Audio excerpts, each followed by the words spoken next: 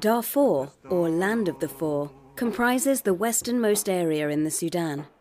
Dominated by the majestic volcanic peaks of the Jebel Mara mountain range, the region's riches lie in its livestock and natural resources. With time and development, it has the potential to become one of the most agriculturally profitable areas in the country. Its diverse geography is matched by the diversity of its people. Darfur has long been a land rife with conflict, misunderstanding and insecurity. Underlying factors of the conflict in Darfur are complex. Tensions that simmered in the 1990s exploded in 2003 as self-defense groups militarized into armed resistance. This initiated a significant conflict that would ravage Darfur over the next 3 years, resulting in the internal displacement of an estimated 1.7 million people, as well as a flood of 280,000 refugees into neighbouring Chad. The conflict damaged and destroyed infrastructure, disrupted services, markets and livelihoods, impacting the lives of millions. This insecurity has hampered investment in human resources and physical infrastructure, thereby stifling recovery and development to the region.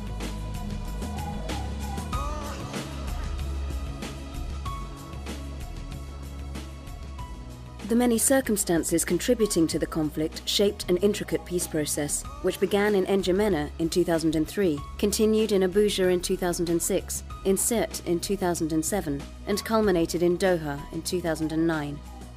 The second peace agreement was the fruit of months of intensive negotiations between rebel groups and the Government of Sudan, resulting in the signing of the Doha Document for Peace in Darfur, or DDPD, in Qatar in July 2011. While it is primarily an agreement between the Liberation and Justice Movement and the government, signatories have continued to call upon other actors and movements to sign the agreement. One of the key results of the DDPD was the establishment of the Darfur Regional Authority. The DRA, as it is known, has been entrusted to play the central role in implementing, coordinating and promoting post-conflict reconstruction and development projects in the region. The people of Darfur have participated and contributed in the peace process in Doha, and the DRA has been keen to bring on board the various stakeholders, whether these are refugees, IDPs, civil society, native administration. They are supporting the DRA's efforts, and therefore we believe that this is about the right time for us to move from humanitarian support to recovery. Another key tenet of the DDPD was the Darfur Joint Assessment Mission, or DJAM. Commencing in August 2012, consultative workshops were held with hundreds of Darfuri community leaders and representatives from all facets of life, from nearly every locality in each of the 5 Darfur states. A special meeting with representatives of thousands of refugees in Abacha, Chad, was completed in December to ensure that the specific requirements of refugees would also be assessed. The question asked by each of the 10 sectoral groups was simple. What do the people of Darfur need to get the region back on its feet? The most important thing in this process was the confidence building. By addressing this issue of development and addressing the issue of security, we will start dealing with the root causes of the problems in Darfur, and this will for sure change the whole context from conflict, war, to peace, security and development.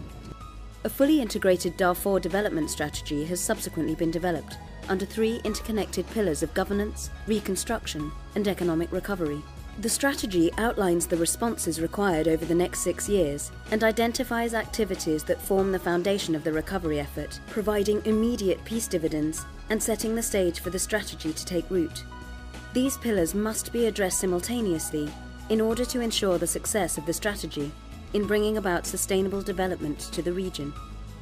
I'm optimistic because the DDPD is beginning to bring security and also some dividends of peace on the ground.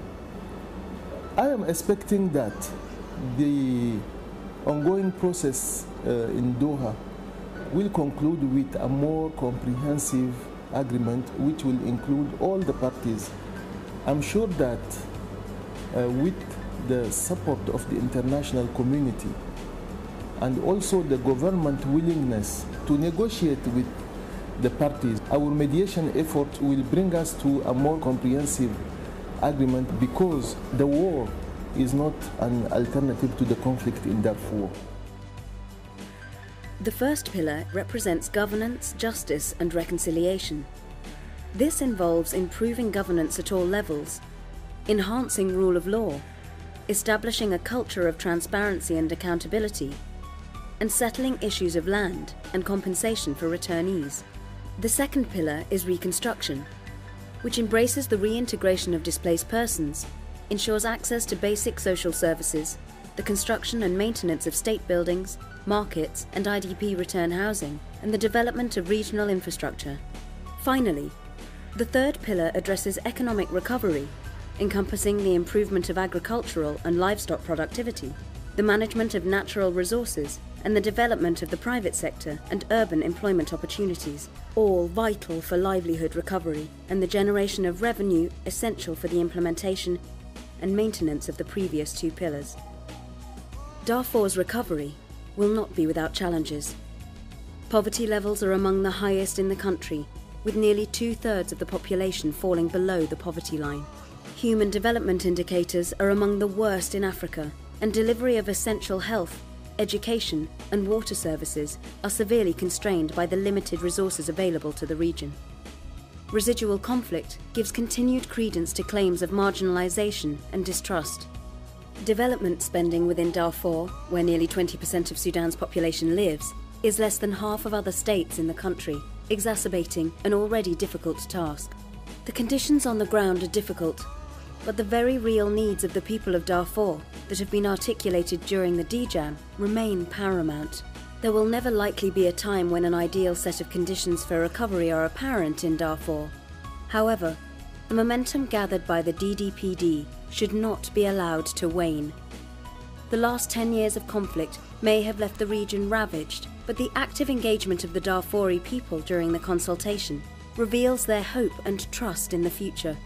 Despite the continued security breaches, they insisted they are ready to move forward, away from the humanitarian crisis that has blighted their lives, towards a new era of peace, development and security for all Darfur. They rely on the continued, generous international assistance to realize this dream.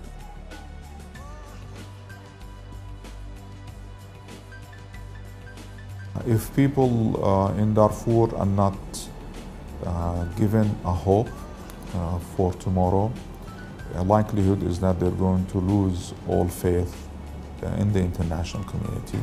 And this business of the hand-to-mouth, constant international aid pouring into Darfur needs to lend itself, and quite soon, to productive projects, sustainable ones, enabling the people of Darfur to run them and to generate out of them employment opportunities and a livelihood that is sustainable for them. It's an important conference for the people of Darfur. It's an important conference for the future of Darfur. إن الإنعاش والتنمية عاملان أساسيان للسلام في دارفور. فبعد إقرار وثيقة الدوحة للسلام في دارفور خلال مؤتمر أصحاب المصلحة في الدوحة، والذي شارك فيه ممثلون عن النازحون واللاجئون، بدأ إخواننا وأهلنا من النازحين واللاجئين بالعودة الطوعية إلى قراهم وأماكنهم أسرع مما كنا نتوقع. وإنما دارفور تحتاج إلى تنمية وهو التحرك على المدى الطويل، فدارفور قد عانت كثيرا من حروب متعاقبة خلال 10 سنوات، عانى أهل دارفور خلالها الكثير، وجاء الوقت لينعموا بسلام وأمن واطمئنان وحياة كريمة. نريد حركة اقتصادية لدارفور تقوم على الاعتماد على النفس من خلال مشاريع يشترك فيها أهل دارفور، يستطيعون من خلالها أن يعيشوا حياة كريمة، لا يعتمدون فقط على المساعدات لحياتهم.